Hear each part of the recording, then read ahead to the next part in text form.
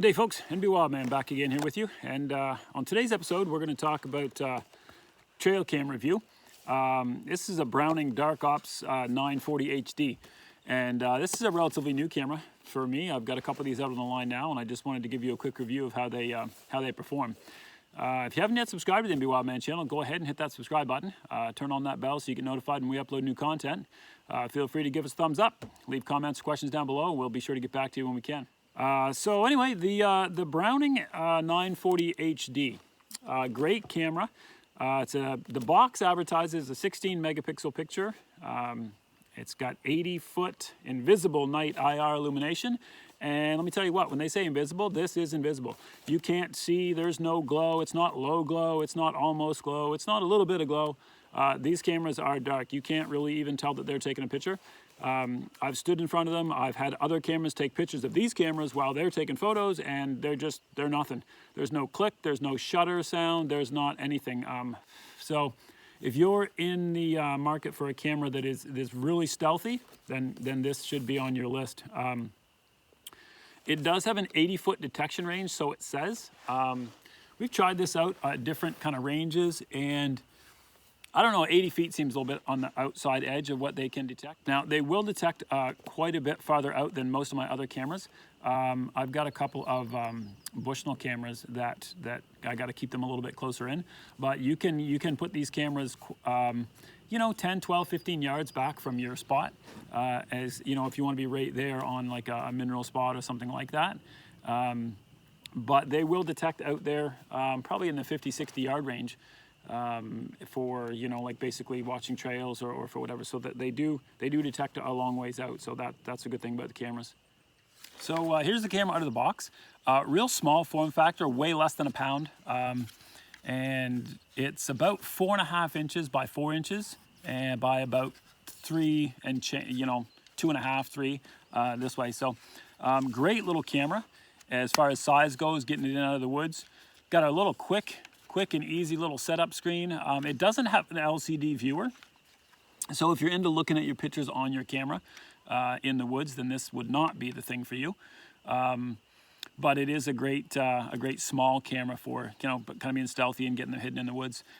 Only takes 6 AA batteries. A little real easy little compartment in the bottom slides out. Just pop that down, and this compartment slides right out. Okay, so 6 AA batteries, and you're good to go. Of the 8 cameras that I run, these by far have the best and longest battery life. I just use cheapy batteries from Canadian Tire, right? These old Energizer deals, right? And I can get just about a full season, and I start 1st of May. So I will only replace the batteries in this. I'll put in brand new batteries right now, set it up, get it good to go, get it out in the woods 1st of May. And I'll make sure I put a fresh set in when I really want to see some, make sure I don't run out of some pictures, run out of battery in the middle of taking pictures. But so 2 sets of batteries, 12 batteries for the whole season long in one camera. That's really good when it comes to battery life. I mean, I've got some cameras that take 12 batteries to start out with, and I'm going to replace those 2 or 3 times a season. So battery life is excellent on these cameras. This camera comes with the camera, of course, and the strap. I'm going to take a second to talk about the strap. Most straps that come with these cameras, game cameras, are garbage. But for some reason, Browning seems to have it figured out.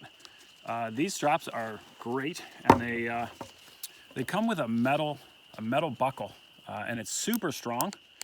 Okay, and once you run your strap through your bear box and then around your tree and then back through that buckle, you can pull that as tight as you can pull it, and you can sing it right up tight, and that'll hold and that'll keep.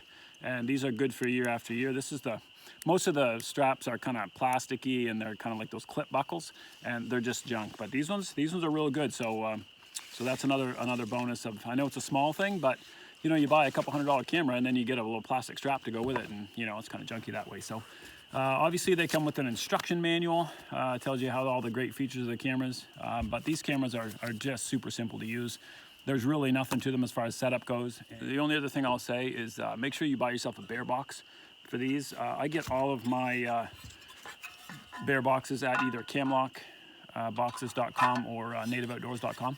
and they're worth every penny. I've said it in different videos, and I'll say it again. I don't put any cameras out in the woods without a bear box, just because bears love to chew them and eat them, and this is a great way to keep your camera safe and secure. So if you're going to spend whatever you spend on a camera, then you might as well spend a little extra and get yourself a good solid metal bear box to go with it. So anyway, so I'm going to walk you through a few of the features here of this camera real quick, and show you some photos, and then I'm going to show you a little bit of video that we've shot with these cameras, and just to show you the quality that they are.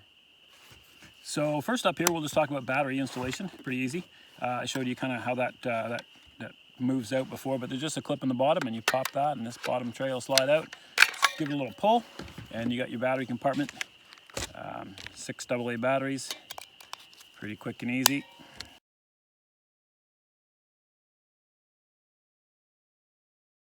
So anyway, once you got your battery tray full, they fit in there nice and tight, and then you just want to slide that back into your camera, snap it, and you're good to go. So you now have batteries installed, and the only other step is to insert an SD card. Now the SD cards, this camera will take anywhere from a 2 GB SD card right up to I think it's 64 of the standard. Yeah, right up to 64 of the standard SD cards, the Type 10. There's also a special SD card that you can get. It's an XS or XL, something like that, and it will hold right up to 512 gigs, which is a lot. But if you're doing a lot of video, you might want to consider that.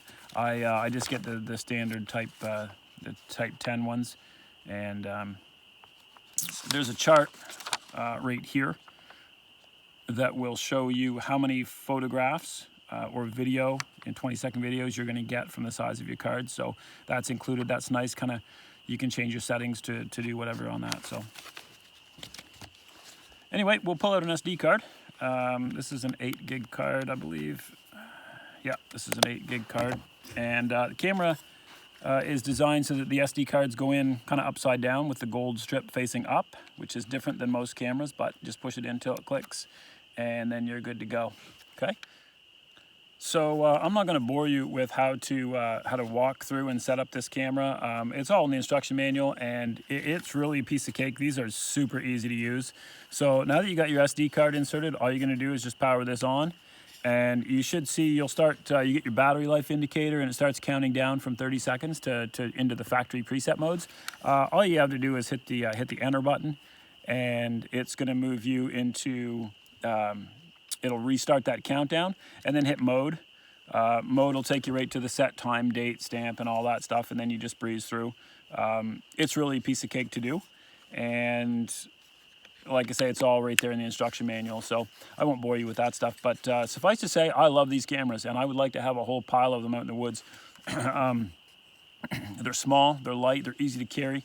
They take great photos, and you can change the settings too. Like you can drop it right down to 5 megapixel if you want. If you think you're going to get 2,000 or 3,000 pictures between checks, and you've only got a 4 and 8 gig card, you might want to drop the quality down. Or if you know you're going to be able to go in and get your cards and change them a little more often, then you can crank it right up to 16 megapixels, and you get crystal clear images, and you can zoom right in on them.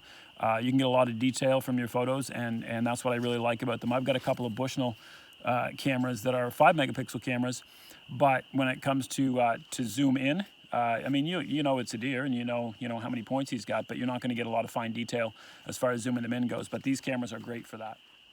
So I guess to sum it all up, I love these cameras.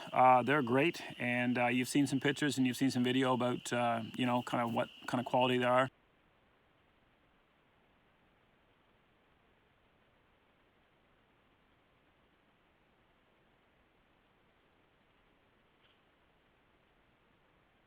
The nighttime videos are a little grainy, but not bad compared to other cameras. They're pretty good.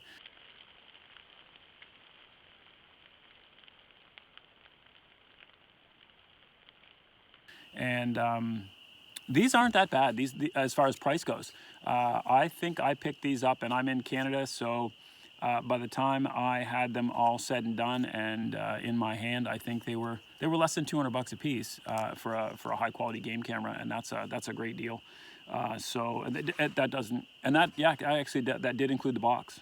So I factored that into the price. So I get the camera in the bare box, and I'm in for less than 200 bucks, which is great. The only downside to these cameras, the only negative thing I can find to say about them is that they only take 2 minutes of video. So that's the longest you can set the video length to, is 2 minutes. And I know for lots of people that's lots of time, you know, depending on what you're actually trying to accomplish out there with your game cameras. But I really wish it would go up to 5 minutes. I'd like to see cameras with 5 minutes of video. I know that would take a lot of SD storage space, but I just, for my needs and for what I'd like to have, I'd just like to have a little more than 2 minutes. But it is what it is, I mean, I wouldn't not buy the camera just because of that. They take great photos, they take great videos. So anyway, the NBWildman channel, definitely giving the Browning cameras a thumbs up, and at least the Dark Ops 940 HD version anyway. So anyway, that's all for right now. Hope you've enjoyed this review, and until next time, happy hunting from the NBWildman channel.